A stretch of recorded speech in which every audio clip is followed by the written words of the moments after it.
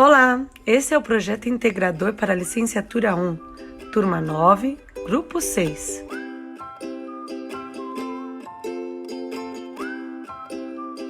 Usamos como campo de pesquisa a escola EMEB Professora Carmen Tabet de Oliveira Marques, situada na cidade de São Bernardo do Campo, na região do Riacho Grande, mais especificamente no Pós-Balsa.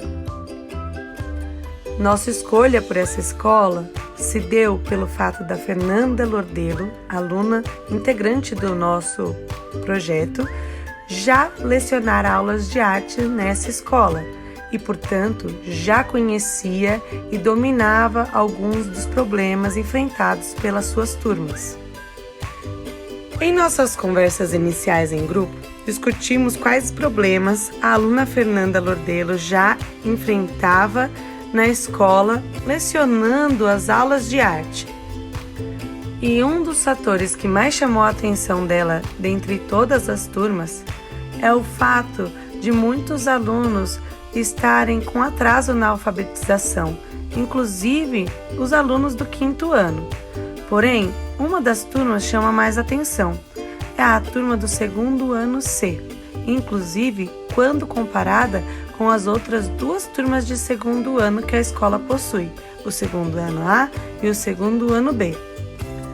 Pensamos então que o nosso tema principal poderia ser o desafio da alfabetização depois do 1º ano de ensino fundamental. Tendo em vista esta problemática da alfabetização nessa turma, nós tentamos pensar quais eram os possíveis problemas que estavam relacionados com este atraso. A aluna Fernanda Lordelo foi atrás então dos professores que já desenvolviam alguns trabalhos com as turmas e nessas conversas revelou-se que alguns professores já utilizavam algumas estratégias um pouco mais lúdicas em esquemas de jogos para envolver os alunos em alguma atividade, seja ela envolvendo a alfabetização ou não. Buscamos como referências teóricas tanto autores clássicos como Paulo Freire, em sua obra A Educação como Prática da Liberdade, quanto autores contemporâneos que trazem o estudo sobre o uso de jogos e brincadeiras como recursos pedagógicos, como, por exemplo, os trabalhos A Ludicidade e a Pedagogia do Brincar, de Caroline Lima, e o trabalho do autor Juan Murcia, Aprendizagem através do Jogo. Nestes trabalhos, podemos aprender a importância do brincar no desenvolvimento infantil e a relevância do uso de atividades lúdicas para o aprendizado de crianças e jovens. Estruturamos nossa intervenção com a turma em 2 aulas que usariam 3 pilares. Uma brincadeira lúdica que envolvesse o abecedário, uma contação de história com alguma lenda brasileira que eles provavelmente já ouviram falar e uma brincadeira da forca para utilizarmos a construção das palavras. A brincadeira do ABC ou do alfabeto é uma brincadeira de mãos onde temos 2 crianças, uma de frente para a outra, batendo uma mão na outra de forma intercalada. Quando deparados com uma letra vogal, deve-se bater a mão embaixo da perna e não mais a mão com a mão do amigo. Em seguida, para podermos trabalhar o jogo da forca, decidimos que seria interessante delimitar um universo de palavras para que fizéssemos o jogo. Decidimos utilizarmos uma contação de história que envolvesse o folclore brasileiro, pois provavelmente seriam histórias que as crianças já teriam ouvido falar de algum parente, amigo, vizinho. Para além desse panorama cultural, a aluna Fernanda Lordelo já estava desenvolvendo uma atividade de cultura indígena com estes mesmos alunos dentro da aula de artes.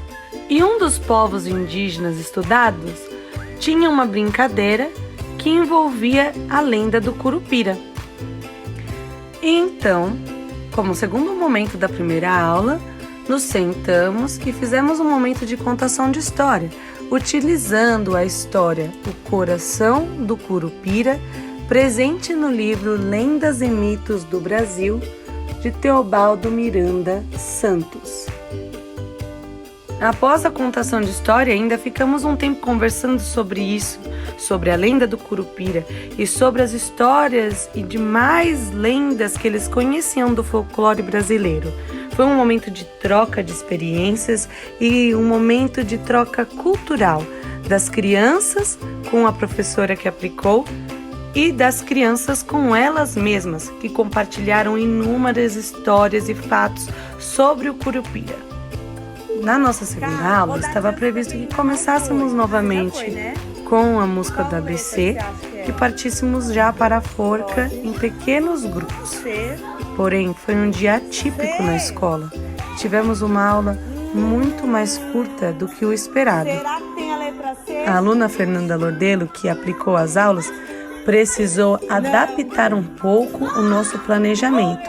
E então, fez sim a brincadeira do ABC no início da aula e depois partiu também para a forca. Porém, ao invés de fazer em pequenos grupos, fez uma forca coletiva nesse dia com algumas palavras que foram utilizadas no conto, como por exemplo a palavra verde, que se remete aos pelos verdes do corpo do Curupira e também aos dentes verdes do mesmo.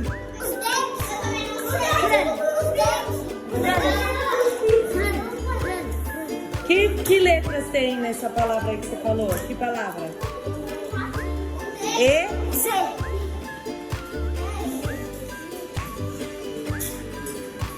Tem E aqui e tem E aqui. O que falta agora? Eu acho que é verde. Verde? Por que você acha que é verde?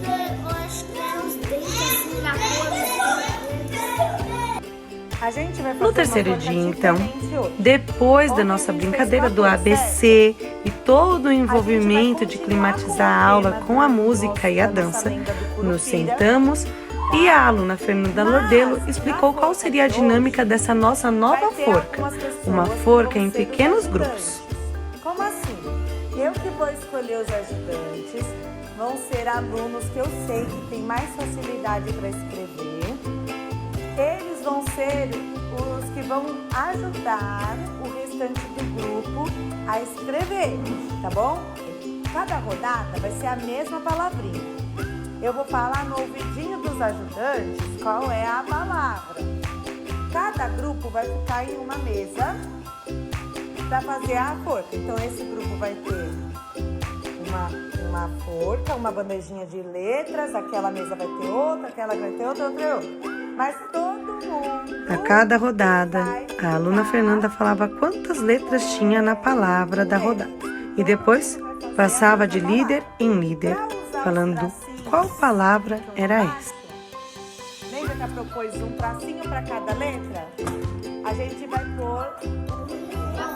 Algo que observamos na aplicação foi que, se fosse feita uma outra aplicação dessa mesma atividade, talvez fosse mais interessante que todos os alunos do grupo estivessem todos virados na mesma direção da palavra. Porém, como a atividade foi aplicada no ateliê e as mesas do ateliê são retangulares, os líderes ficaram de frente para os alunos que estavam tentando a palavra. Então, por algumas vezes, essas palavras eram escritas de maneira espelhada e não ficou claro para o grupo, durante a aplicação, se o espelhamento era devido à posição dos integrantes do grupo com relação às palavras ou se realmente é pelo fato da escrita deles estar espelhada. O planejamento de aula se provou frutífero, em vista de que os alunos se mostraram mais interessados e empolgados em realizar as tarefas junto às brincadeiras. Esperamos que dessa forma nosso trabalho possa de alguma maneira ter influenciado as crianças a seguir aprendendo sobre a leitura e escrita e que, se possível, a escola utilize o projeto como porta de entrada para outras aulas lúdicas.